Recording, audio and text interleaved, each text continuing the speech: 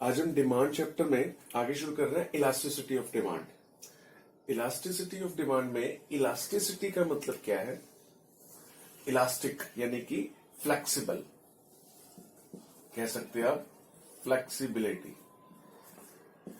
तो elasticity of demand यानी कि फ्लेक्सिबिलिटी ऑफ डिमांड। और ये तो हम पढ़ ही चुके हैं कि जो डिमांड होती है कभी भी स्टैटिक नहीं होती है, कभी भी एक जैसी नहीं होती है।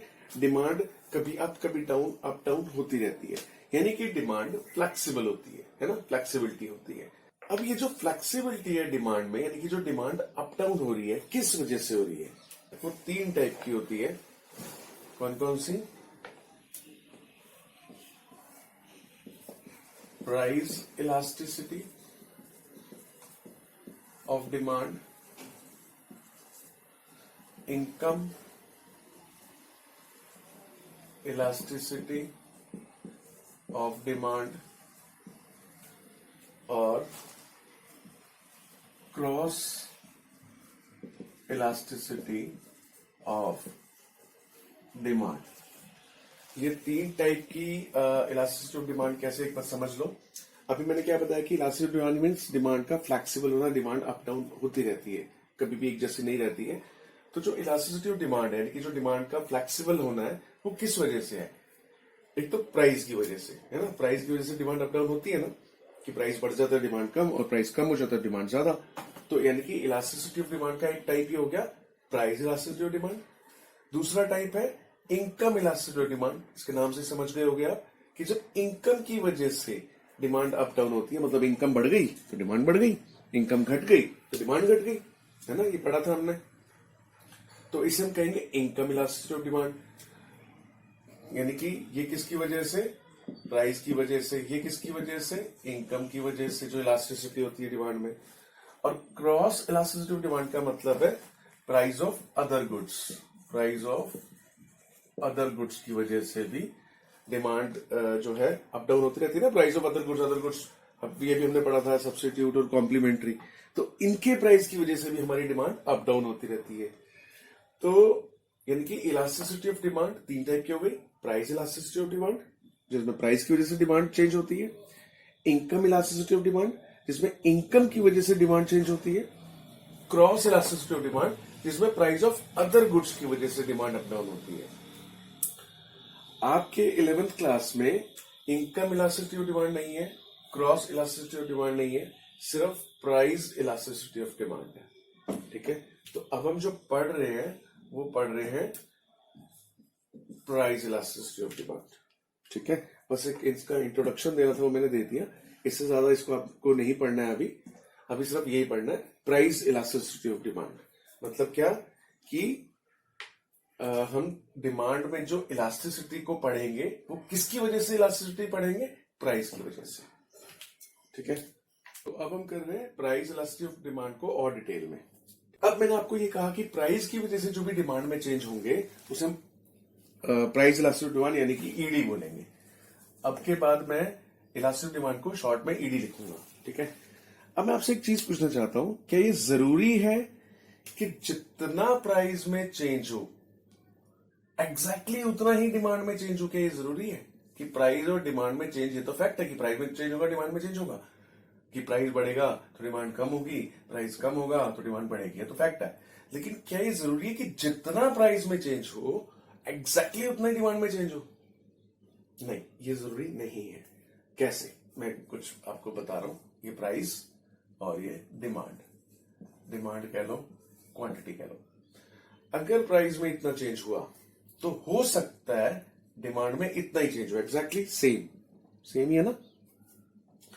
ऐसा हो सकता है ना। अच्छा, ऐसा भी तो हो सकता है कि प्राइस में इतना चेंज हो और डिमांड में इतना चेंज हो, कि प्राइस इतना बढ़े और डिमांड इतनी कम हो जाए। तीसरी सिचुएशन ये भी तो हो सकती है कि प्राइस में इतना चेंज हो, प्राइस इतना बढ़े और डिमांड इतनी सी घटे, ये भी तो हो सकता है। अच्छा, अगली पोजीशन देखो, ऐसा भी तो हो सकता है कि प्राइस इतना बढ़े, इतना चेंज हो प्राइस में और डिमांड में कोई चेंज हो ही ना। पांचवी कंडीशन, ऐसा भी तो हो सकता है कि प्राइस इतना बढ़े और डिमांड में इतना चेंज हो जाता है कि रुके ही ना, रुक ही नहीं रही, चलती जा रही है, घटती जा रही, घटती जा रही, घटती जा रही है। है ना। तो ये 5 सिचुएशन हो सकती है। इन सिचुएशंस को हम क्या बोलते हैं, degree of elasticity of demand, degree of ED. क्या क्या, जितना प्राइस बढ़ रहा है एग्जैक्टली उतनी डिमांड कम हो रही है, जितना प्राइस बढ़ रहा है डिमांड उससे ज्यादा कम हो रही है, जितना प्राइस में चेंज हो रहा है डिमांड में कम चेंज हो रहा है, जितना प्राइस में चेंज हो रहा है डिमांड में चेंज हो ही नहीं रहा। और यहाँ पे प्राइस में चेंज ना भी हो, यूं भी समझ लो कि डिमांड अपने आप ही चेंज होती जा रही है, हो या थोड़ा बहुत हो, डिमांड में अपने आप ही चेंज होती जा रही है। ठीक है, तो इसे बोलते हैं जब प्राइस और डिमांड में इक्वल चेंज होता है, तो मैं इसे बोलूंगा इलास्टिसिटी जो है इक्वल्स टू 1 है, ईडी इक्वल्स टू 1।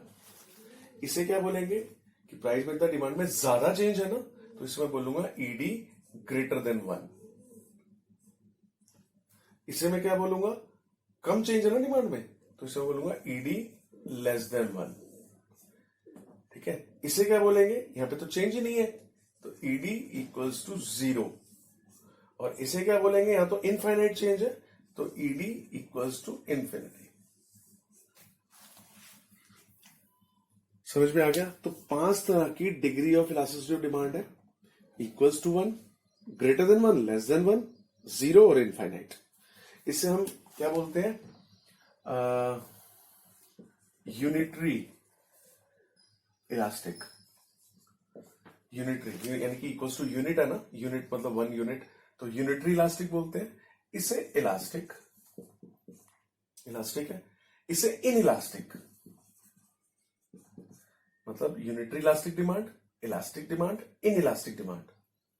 इन्हें क्या बोलोगे, तो ये भी इन इलास्टिक ही, लेकिन परफेक्टली इन इलास्टिक डिमांड। और ये वाली तो सुपर इलास्टिक है, तो इसे हम बोलेंगे perfectly elastic demand.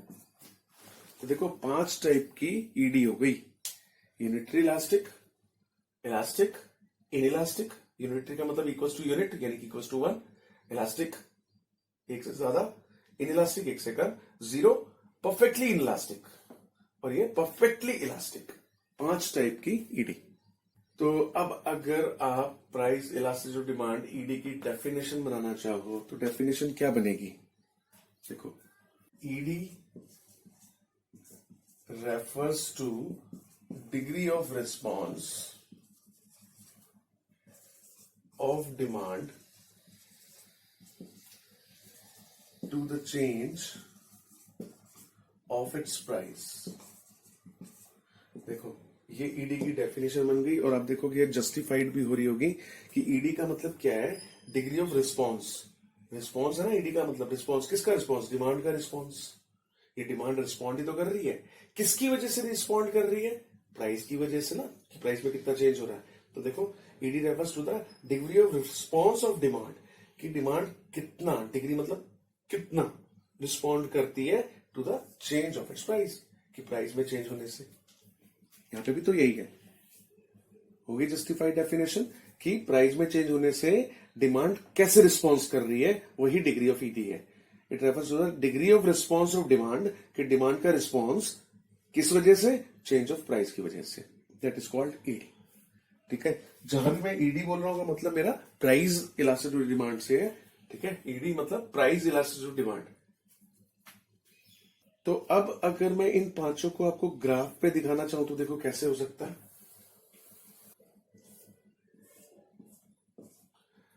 Unitary elastic दिखा रहा हूं पहले मैं, देखो ये प्राइस, ये क्वांटिटी, इधर हम ले रहे हैं प्राइस, इधर हम ले रहे हैं क्वांटिटी, ये X axis 0, Y axis demand. ठीक है, ये है प्राइस पी और क्वांटिटी क्यू। अब ध्यान से देखो, जितना प्राइस में चेंज हो रहा है, ये प्राइस पी, जितना प्राइस में चेंज हो रहा है, बढ़ रही है ना प्राइस पी से P1, एग्जैक्टली क्वांटिटी में उतना ही चेंज हो रहा है, क्यू से Q1। देखो ध्यान से, जितना प्राइस में चेंज हुआ है एग्जैक्टली उतना ही क्वांटिटी में चेंज हुआ है ना। जितना प्राइस बढ़ा है उतना ही क्वांटिटी घटी है, और जितना प्राइस घटा है P से P2, एग्जैक्टली देखो उतना ही क्वांटिटी बढ़ी है, यानी कि दोनों का डिस्टेंस सेम है ना, जितना प्राइस बढ़ा है उतना ही क्वांटिटी कम हुई है, जितनी प्राइस कम हुई है उतना क्वांटिटी बढ़ी है, डिस्टेंस दोनों का सेम है, इसलिए जो ग्राफ है ये ईडी इक्वल्स टू 1 का है। तो फिर इसका कैसे बनेगा, देखो फिर से इधर प्राइस ले रहा हूं मैं, इधर क्वांटिटी,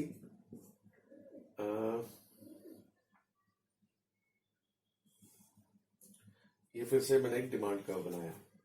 अब देखो जरा डिमांड कर्व कैसा है, फिर से वही इनिशियल प्राइस और इनिशियल क्वांटिटी, ये P price Q quantity, P price Q quantity. अब देखो प्राइस में कितना चेंज हुआ, इतना, पी से P1 हो गया, और क्वांटिटी का जरा चेंज देख लो, प्राइस में इतना सा प्राइस बढ़ा और क्वांटिटी इतनी कम हो गई, ज्यादा हो गई ना, ज्यादा चेंज हो रहा है ना क्वांटिटी में, तो इसका मतलब यहां पे क्या है, ईडी क्या है, ग्रेटर देन 1, क्योंकि क्वांटिटी में चेंज ज्यादा है ना, डिमांड में चेंज ज्यादा है ना प्राइस के कंपैरिजन में, प्राइस के मुकाबले में क्वांटिटी में ज्यादा चेंज है, तो इसलिए ईडी ग्रेटर देन 1। चाहे आप नीचे की तरफ भी देख लो कि प्राइस में देखो कितना थोड़ा सा चेंज हुआ, पी से P2, और क्वांटिटी में देखो जरा Q से Q2, है ना, तो ये किसका ग्राफ हो गया, ईडी ग्रेटर देन 1 का। समझ में आ गया, यहां प्राइस में और क्वांटिटी में इक्वल चेंज था इसलिए इक्वल्स टू 1, यहां प्राइस कम है, यहां प्राइस कम है, कम चेंज है, और क्वांटिटी में ज्यादा चेंज है तो ग्रेटर देन 1। चलो एक और बनाते हैं, लेस देन 1 बना रहा हूं, अब मैं स्टीप बना दो एकदम, ये डिमांड, इधर वही प्राइस है, इधर क्वांटिटी है, origin initial price P, initial quantity. अब देखो फिर से प्राइस में देखो मैं कितना चेंज कर रहा हूं, पी से P1, और क्वांटिटी में जरा चेंज देख लो, प्राइस इतना बढ़ गया और क्वांटिटी सिर्फ इतनी सी कम हुई, है ना, तो क्या हुआ, ये कम चेंज हुआ ना, तो लेस देन 1। ये देखो फिर से प्राइस में कितना चेंज हो गया, पी से P2, और क्वांटिटी में देखो जरा थोड़ा सा चेंज हुआ, Q2। तो यानी कि यहां पे प्राइस में ज्यादा चेंज हुआ है और क्वांटिटी में कम चेंज हुआ है, इसलिए ईडी लेस देन 1। ठीक है, ईडी लेस देन 1, ये जो थी यहाँ पे ईडी मोर देन 1 था, ये ईडी इक्वल्स टू 1 था। अब मैं बना रहा हूं ईडी इक्वल्स टू 0,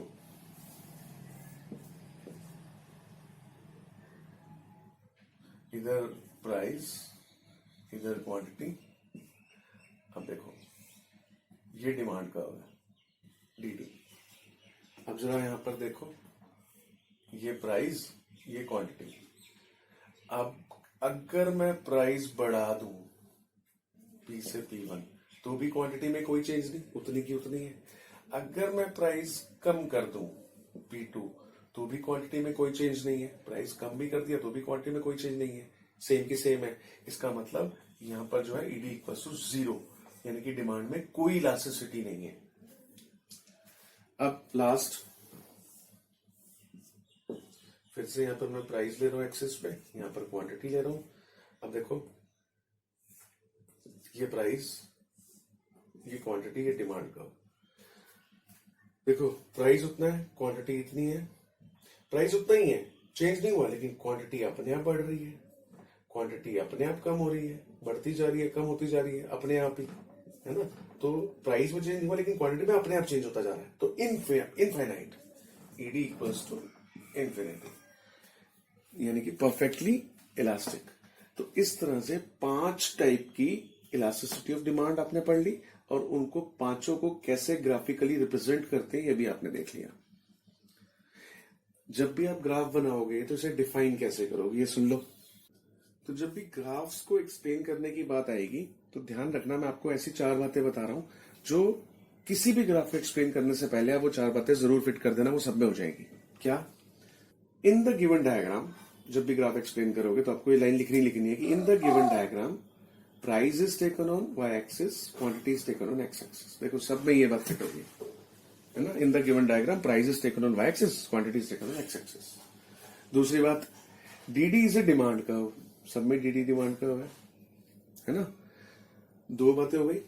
तीसरी बात, P is initial price Q is initial quantity, P is initial price, देखो ये P और ये Q, चेंज तो हमने डॉटेड लाइन से दिखाया ना, पहले तो मैंने P और Q सब में बना ही दिया था, देखो डॉटेड से चेंज दिखाया है ना, डॉटेड से चेंज, यहां भी डॉटेड से और यहां भी डॉटेड से चेंज। ये जो इनिशियल लाइन है ये मैंने सॉलिड लाइन से दिखाया हमेशा।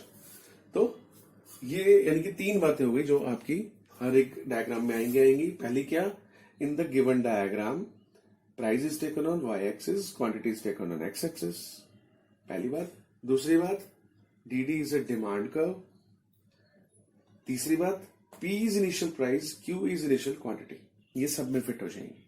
अब उसके बाद आप इस ग्राफ को कैसे एक्सप्लेन करोगे, वो तीन बातें बोलने के बाद आप बताओगे when price increases from P to P1, increase हो रहा है ना, when price increases from P to P1, quantity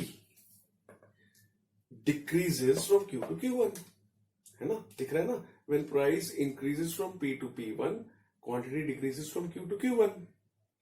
फिर आगे बताओगे सिमिलरली, भाई आप नीचे की तरफ बता दो, when price decreases from P to P2, quantity increases from Q to Q2, है ना, यही तो हुआ है, जो हुआ है वही तो बताना है।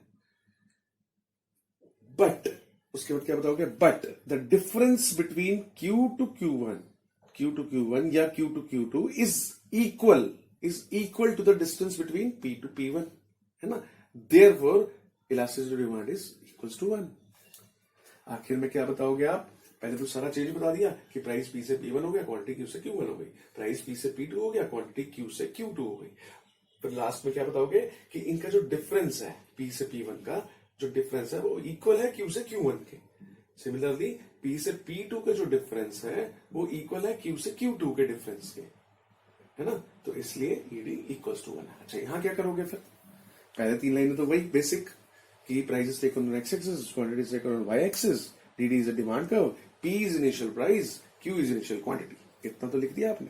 अब when price increases from P to P1, increase हो रहा है, quantity decreases from Q to Q1, है ना, बट क्या बताओगे आप, the difference between Q to Q1 is more, ये वाला डिफरेंस मोर है इसके डिफरेंस से, है ना, तो difference between Q to Q1 is more than the difference between P to P1, therefore ED is greater than 1। ठीक है, फिर सिमिलरली नीचे की तरफ, अभी तो ऊपर बताया ना P से P1 और Q से Q1 बताया, फिर ऐसे P से P2, Q से Q2 भी बता सकते हो। कैसे बताएंगे, price decreases from P to P2, quantity increases from Q to Q2, when price decreases from P to P2, quantity increases from Q to Q2, but the difference between Q to Q2 is more than the difference between P to P2, therefore ED is greater than 1। ऐसी less than 1 का ही बता दोगे। अच्छा इसका क्या बताओगे, इन दोनों में से किसी का एक बताया तो मैं, फिर बाकी कर सकते हो। ये देखो पहले तो वही इनिशियल बात है कि price is taken on X Y axis, quantity is taken on X axis, P is initial price, Q is initial quantity, DD is a demand curve, and when price increases from P to P1 or decreases from P to P2, there is no change in quantity. Therefore, elasticity of demand is 0 or perfectly inelastic. ठीक है, तो इस तरह से आप ये 5 graph, इनमें से एक जरूर आता है एग्जाम में, आप एक्सप्लेन भी कर सकते हो।